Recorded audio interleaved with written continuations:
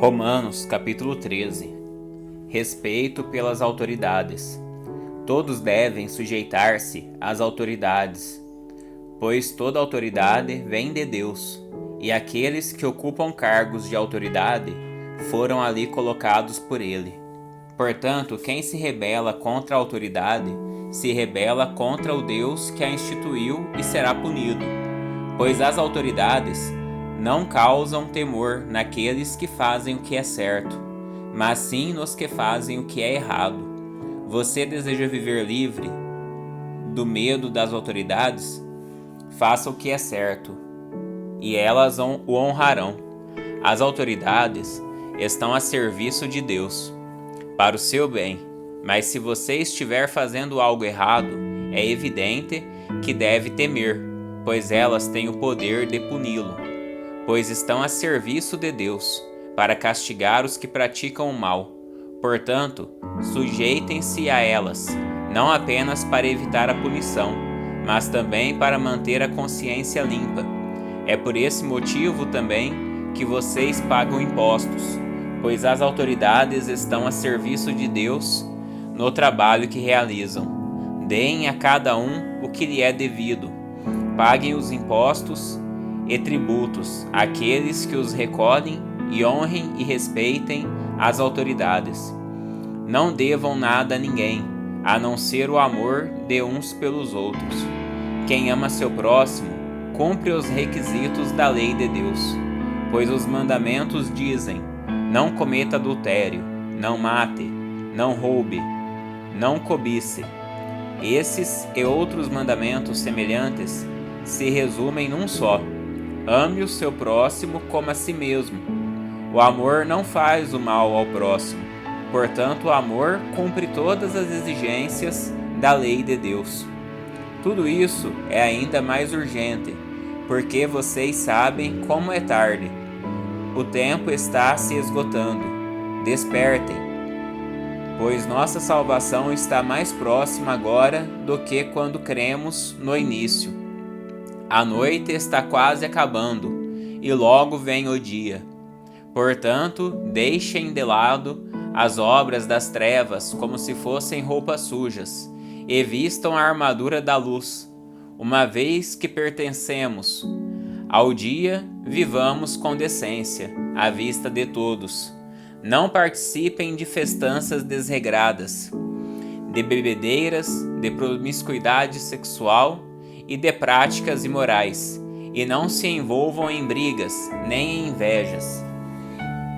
Em vez disso, revistam-se do Senhor Jesus Cristo, e não fiquem imaginando formas de satisfazer seus desejos pecaminosos. Romanos capítulo 14. Não julguem uns aos outros. Aceitem os que são fracos na fé, e não discutam sobre as opiniões deles acerca do que é certo ou errado. Por exemplo, um irmão crê que não é errado comer qualquer coisa. Outro, porém, que é mais fraco, come somente legumes e verduras. Quem se sente à vontade para comer de tudo não deve desprezar quem não o faz. E quem não come certos alimentos não deve condenar quem o faz, pois Deus os aceitou. Quem são vocês para condenar os servos de outra pessoa? O Senhor deles julgará se estão em pé ou se caíram, e com a ajuda de Deus ficarão em pé e receberão a aprovação dele. Da mesma forma, há quem considere um dia mais sagrado que outro, enquanto outros acreditam que todos os dias são iguais. Cada um deve estar plenamente convicto do que faz. Quem adora a Deus num dia especial, o faz para honrá-lo. Quem come qualquer tipo de alimento, também o faz para honrar o Senhor, uma vez que dá graças a Deus antes de comer. E quem se recusa a comer certos alimentos, deseja igualmente agradar ao Senhor e por isso dá graças a Deus. Pois não vivemos nem morremos para nós mesmos, Se vivemos, é para honrar o Senhor, e se morremos, é para honrar o Senhor. Portanto, quer vivamos, quer morramos, pertencemos ao Senhor. Por isso, Cristo morreu e ressuscitou, para ser Senhor tanto dos vivos como dos mortos. Então, por que você julga outro irmão? Por que o despreza? Lembre-se de que todos nós compareceremos diante do tribunal de Deus, pois as Escrituras dizem: tão certo como eu vivo, diz o Senhor, todo joelho se dobrará para mim, e toda língua declarará lealdade a Deus. Assim, cada um de nós será responsável por sua vida diante de Deus. Portanto, deixemos de julgar uns aos outros. Em vez disso, resolvam viver de modo a nunca fazer um irmão tropeçar e cair. Eu sei, estou convencido com base na autoridade do Senhor Jesus, que nenhum alimento é por si mesmo impuro, mas se alguém considera errado ingerir determinado alimento, para essa pessoa ele é impuro. E se outro irmão se aflige em razão do que você come, ao ingerir esse alimento, você não age com amor. Não deixe que sua comida seja causa da perdição de alguém por quem Cristo morreu. Desse modo, você não será criticado por fazer algo que a seu ver é bom, pois o reino de Deus não diz respeito ao que comemos ou bebemos, mas a uma vida de justiça, paz e alegria no Espírito Santo. Se servirem a Cristo com essa atitude, agradarão a Deus e também receberão a aprovação das pessoas. Portanto, tenhamos como alvo a harmonia e procuremos edificar uns aos outros. Não destruam a obra de Deus por causa da comida. Embora todos os alimentos sejam aceitáveis, é errado comer algo que leve alguém a tropeçar. É melhor deixar de comer carne e de beber vinho ou de fazer qualquer outra coisa que leve um irmão a tropeçar. Você tem direito e suas convicções, mas guarde isso dentre você e Deus. Felizes são aqueles que não se sentem culpados por fazer algo que consideram correto.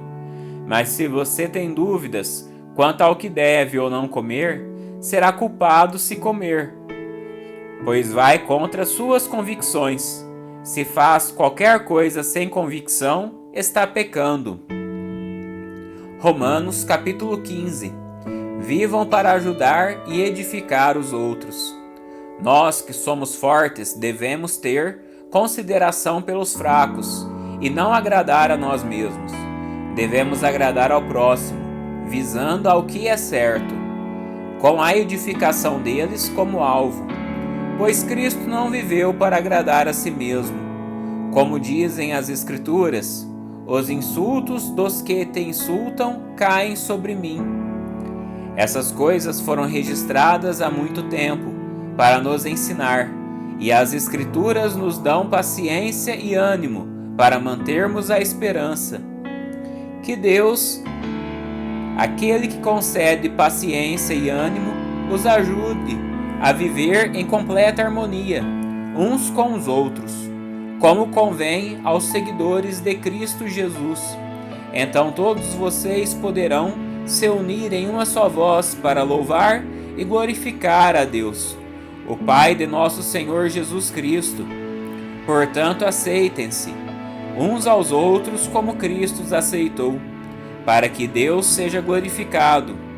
Lembrem-se de que Cristo veio para servir aos judeus, a fim de mostrar que Deus é fiel às promessas feitas a seus patriarcas, e também para que os gentios glorifiquem a Deus por suas misericórdias, como dizem as Escrituras. Por isso eu te louvarei entre os gentios. Sim, cantarei louvores ao teu nome. E dizem também: alegrem-se com o povo dele, ó gentios. E ainda, louvem o Senhor, todos vocês, gentios. Louvem-no todos os povos.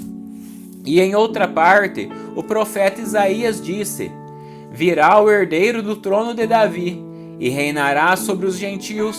Nele depositarão sua esperança. Que Deus, a fonte de esperança, os encha inteiramente de alegria e paz, em vista da fé que vocês depositam nele, de modo que vocês transbordem de esperança pelo poder do Espírito Santo. Meus irmãos, estou plenamente convencido de que vocês estão cheios de bondade, conhecem essas coisas tão bem que podem ensiná-las uns aos outros. Ainda assim, atrevi-me a escrever a vocês sobre alguns desses assuntos, certo de que só precisam de um lembrete, pois pela graça de Deus sou um mensageiro da parte de Cristo Jesus a vocês, os gentios. Anuncio-lhes as boas novas para que se tornem oferta aceitável a Deus, separados pelo Espírito Santo. Tenho motivo, portanto, para me entusiasmar com o que Cristo Jesus tem feito por meio de meu serviço a Deus. E, no entanto, não ouso me vangloriar de nada, exceto do que Cristo fez por meu intermédio, a fim de conduzir os gentios a Deus, por minha mensagem e pelo meu trabalho, convencendo-os pelo poder de sinais e maravilhas, e pelo poder do Espírito de Deus. Assim, apresentei plenamente as boas novas de Cristo desde Jerusalém até o Ilírico. Sempre me propus anunciar as boas novas, onde o nome de Cristo nunca foi ouvido, para não construir sobre alicerce alheio, pois conforme dizem as Escrituras, aqueles aos quais ele nunca foi anunciado verão, e os que nunca ouviram falar dele entenderão. É por isso, aliás, que há tanto tempo tenho adiado minha visita a vocês, porque estava pregando nesses lugares. Mas agora que terminei meu trabalho nessas regiões, e depois de tantos anos de espera, estou ansioso para visitá-los. Planejo ir à Espanha, e quando for, espero passar por Roma. E depois de ter desfrutado um pouco de sua companhia, vocês poderão me ajudar com a viagem. Antes de visitá-los, porém, devo ir a Jerusalém, para servir ao povo santo de lá, pois os irmãos da Macedônia e da Acaia juntaram de boa vontade uma oferta para os pobres dentre o povo santo em Jerusalém. Ficaram contentes em fazê-lo, pois se sentem devedores deles. Porque os gentios receberam as bênçãos espirituais das boas novas dos irmãos em Jerusalém. Consideram que, no mínimo, podem retribuir ajudando-os financeiramente. Assim que eu tiver entregado o dinheiro e completado essa boa ação dos gentios, irei à Espanha, visitando vocês de passagem. Estou certo de que, quando for Cristo, abençoará ricamente nosso tempo juntos. Irmãos, peço-lhes em nome de nosso Senhor Jesus Cristo e pelo amor que lhes foi dado pelo Espírito Santo, que se unam a mim em minha luta, orando a Deus em meu favor. Orem para que eu me livre dos que estão na Judéia e que se recusam a crer. Orem também para que o povo santo em Jerusalém se disponha de aceitar a oferta que estou levando. Então, pela vontade de Deus, poderei visitar vocês com o coração alegre e teremos um tempo de descanso juntos. Que o Deus que nos dá sua paz esteja com todos vocês. Amém. Romanos capítulo 16. Saudações de Paulo a seus amigos. Recomendo-lhes nossa irmã Febe, que serve a igreja de Cencreia.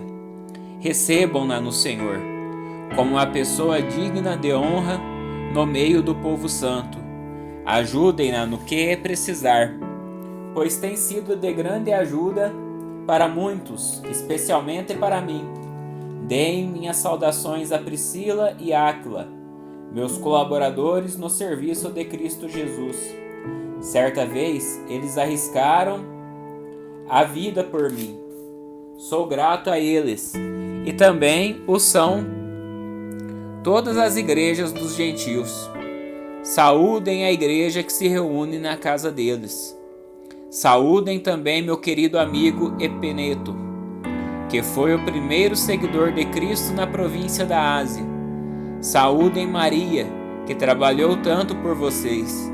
Saúdem Andrônico e Júnias, meus compatriotas judeus que estiveram comigo na prisão. São muito respeitados entre os apóstolos e se tornam seguidores de Cristo antes de mim. Saúdem Ampliato, meu querido amigo no Senhor. Saúdem Urbano, nosso colaborador em Cristo, e meu querido amigo Estaques. Saúdem Apeles, um homem aprovado por Cristo. Saúdem os que são da casa de Aristóbulo. Saúdem Herodião, meu compatriota judeu. Saúdem os da casa de Narciso, que são do Senhor. Saúdem Trífena e Trifosa, obreiras do Senhor, e a estimada Pérside, que tem trabalhado com a dedicação para o Senhor. Saúdem Rufo, a quem o Senhor escolheu, e também sua mãe, que tem sido mãe para mim. Saúdem Assíncrito, Flegonte, Hermes, Patrobas, Hermas e os irmãos que se reúnem com eles. Saúdem Filólogo, Júlia, Nereu e sua irmã, e também Olimpas, e todo o povo santo que se reúne com eles. Saúdem uns aos outros com um beijo santo. Todas as igrejas de Cristo lhes enviam saudações. E agora, irmãos, peço-lhes que tomem cuidado com aqueles que causam divisões e perturbam a fé, ensinando coisas contrárias ao que vocês aprenderam. Fiquem longe deles. Esses indivíduos não servem a Cristo, nosso Senhor, mas apenas a seus próprios interesses, e enganam os inocentes com palavras suaves e bajulação. Mas todos sabem que vocês são obedientes ao Senhor, e que muito me alegra. Quero que sejam sábios quanto a fazer o bem e permaneçam inocentes de todo mal. Em breve o Deus da paz esmagará Satanás sob os pés de vocês. Que a graça de nosso Senhor Jesus seja com vocês. Timóteo, meu colaborador, lhes envia saudações, bem como Lúcio, Jasson e Sosípatro, meus compatriotas judeus. Eu, Tércio, que escrevo esta carta para Paulo, também envio minhas saudações no Senhor. Gaio o saúda. Estou hospedado em sua casa, onde ele também tem percebido toda a igreja. Erasto, tesoureiro da cidade, bem como nosso irmão Quarto, lhes enviam saudações. Que a graça de nosso Senhor Jesus Cristo seja com todos vocês. Amém. Toda a glória seja a Deus, que pode fortalecê-los, como afirmam as boas novas.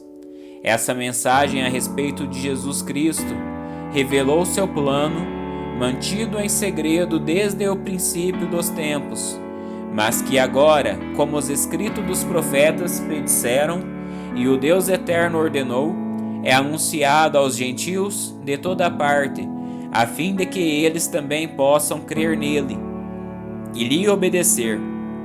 Toda a glória para sempre ao Deus único e sábio, por meio de Jesus Cristo. Amém.